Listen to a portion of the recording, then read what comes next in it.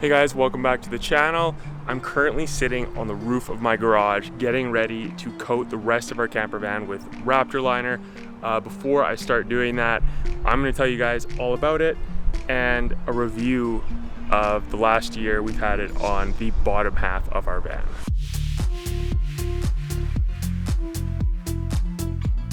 Last summer, I coated the entire bottom of the van up to the drip line just because I couldn't get any more Raptor Liner. All I could get my hands on was 12 bottles of the white color, and the manufacturer or distributor in Calgary ran out. So I had to wait until this summer.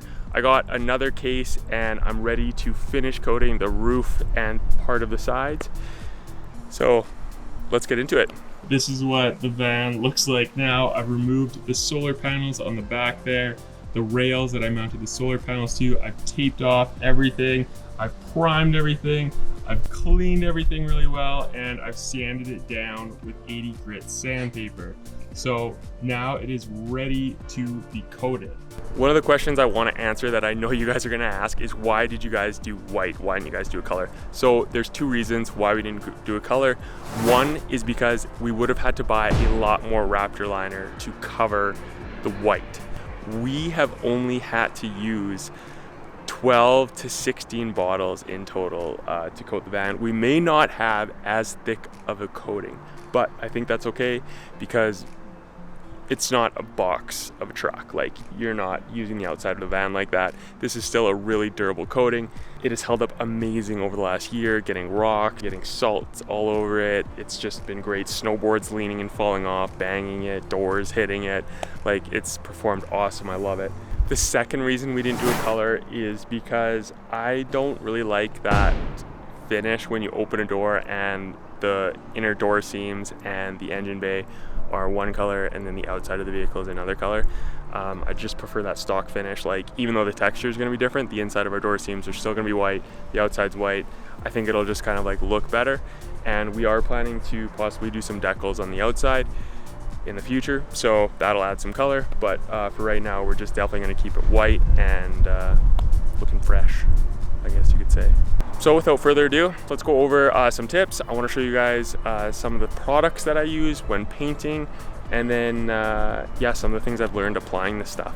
If you would like to learn how I treated all the rust on this van, and there was a ton of it when we first purchased it, I have a video. I will link it below. Check that out. But let's get into prepping the van and how to properly do that. Step number one is going to be sanding it down. I used an orbital sander with just these 80 grit sandpaper strips. It worked really well, sanding the whole van down. One of the ways you know that you've sanded enough off is there's no more gloss. It's just a matte finish. You want to completely sand off that clear coat, and I'll show you what I mean there.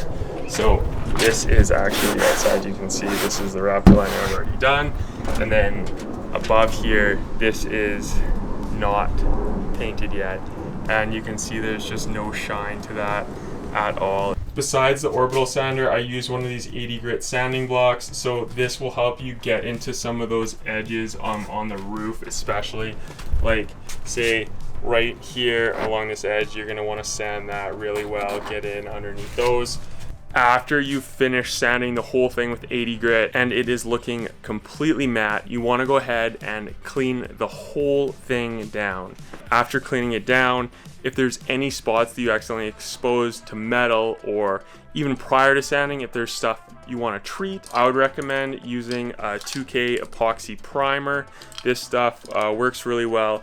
The other thing that you can use under Raptor Liner is acid etch primer. Those are the only two things that Raptor Liner or U-pol actually recommends. Another product that you're definitely going to want to use, and that I'm going to be spraying on very soon, is this U-pol grip number 4. So you want to spray this along taped seams or any place, any ridges like around the outside of doors. You're gonna end up spraying it a lot, like all over the van essentially. Anything that's not just a flat surface, you're gonna be spraying that grip on. And what that does, it's like an adhesive promoter. It'll help that Raptor Liner adhere to the corners and those groove places a lot better, and it'll last a lot longer. I like to use this to clean everything down. This is just the purple super clean. Right before you're going to paint the Raptor liner on, I like to use this final wash. It doesn't have to be super thorough, but just go over every surface with this to make sure there's no more grease or dirt on anything. This is the Vari nozzle gun by Raptor. I also ordered an adjustable regulator there on the bottom. One thing I'm not going to go into super detail on is the texture and how to get different textures. I think there's a lot of information on YouTube. There's a lot of great videos on adjusting the gun and also adjusting the PSI, and then also adjusting the distance that you're shooting the Raptor liner at. One of the things I will say is I am shooting mine at 60 PSI, and I've adjusted my nozzle for more of a fine spray, smaller particles, just so I have more control. I've done fairly thin coats. I've done more coats thinner and let it dry for a little bit. I like that look. I think it covered a little more well. This stuff does spray on really nice. It's really easy to spray on, even if you're a beginner. It's really fun. If you want to do test coats on a piece of plywood before applying it to your vehicle, I would definitely recommend doing that just to make sure you get the texture that you want. Watch some other videos. There's some great stuff out there on how to get the texture that you're looking for. I don't even know if you're gonna be able to see like the texture that I have here. I'm gonna try and get close so you can a little bit. But yeah, like the stuff I laid on is like, it's pretty fine. It's not super bumpy. It's also not like super thick. It's just covered really well. Another question that I know a lot of people ask is it hard to wash? And the answer is no. It is very easy to wash. Honestly, dirt and salt and road debris, everything just comes right off really easy. Even like bugs and bird poop, it's all really easy to wash off, so don't worry about that. All right, so this is the Raptor liner. This is one kit.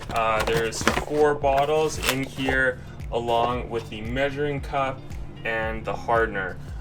Mixing these is very easy. Basically all you do is fill the hardener to the fill line, pour it into the bottle, shake the bottle up nice and good, and then you are ready to spray. One thing you do need to know is you do have to spray it out pretty quick because it does start to harden. I think you have anywhere between like 10 and 15 minutes. So it is all about the prep when it comes to Raptor liner. You want to put the time in, make sure everything is prepped very well, cleaned very well, and then the painting part actually goes on very easy. So I think I put 12 bottles on the van within maybe like an hour to 2 hours. It really didn't take all that long. Another tip when it comes to spraying that I know a lot of other people have mentioned and that I had trouble with is streaking. So in the sun, when you look at the van, certain angles, you do see the lines. One of the ways that you can help get rid of this is by standing a little farther back and doing circular motions and kind of going all over the place to get rid of that streakiness. I did that in a few places and it seemed to help. Again though, that wasn't a big thing for me because I know in the future I'm going to be touching up spots, treating a couple rust spots, doing things like that. That's another reason that I went with the Raptor liner is in the future, if I ever have to touch things up, it's going to be so easy to do. I don't have to worry about sanding and making sure that the clear coat looks good and all that stuff. So yeah, anyways, we are ready to paint. So let's start painting.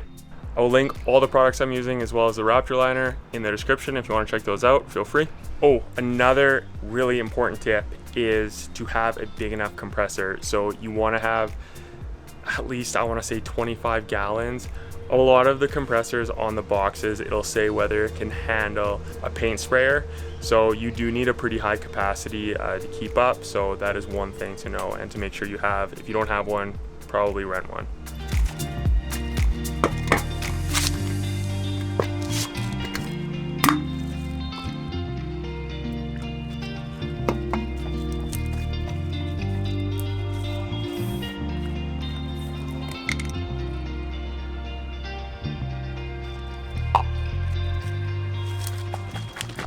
Kind of funny, I remember this last season, like after you do like over 10 bottles of this stuff, shaking it gets a little old for sure, but gotta do it.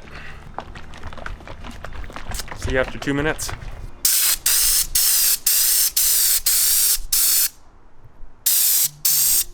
I just finished up spraying. It went on super easily. The roof is a lot more challenging than doing the sidewalls. Getting on top and kind of like shooting down is difficult.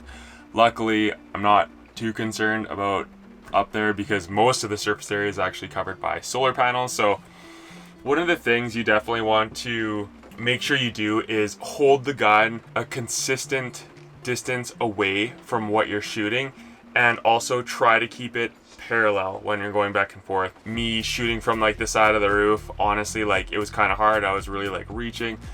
I didn't want to stand on the roof because I didn't want to get anything on the surface from my shoes or anything. So that was a little difficult, but I did the best I could and I think it covered pretty well. Definitely get a regulator for the Vari nozzle gun. This was super cheap off of Amazon. I think it was maybe like 10 bucks. I'll put the link in the description if you want to check it out, but make sure to regulate at the gun, not at your compressor. It won't be as consistent.